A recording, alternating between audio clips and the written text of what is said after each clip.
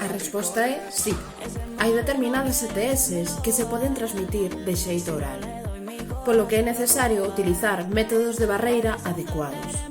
Antes de nada, aclarar que o sexo oral é aquel que se utiliza a boca para estimular os xenitais ou as zonas eróxenas, como pode ser o pene, a vaxina ou o ano.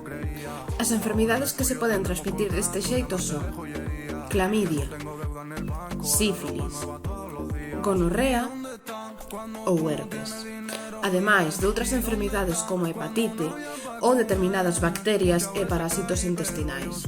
Para protexernos adecuadamente, podemos utilizar un preservativo ou unha barreira bucal. Unha barreira bucal é unha folla cuadrada de látex ou outro material e que se coloca entre a boca e a vaxina ou o ano. Pódese comprar nunha farmacia ou fabricala a partir dun preservativo. Deixo vos aquí as instruccións.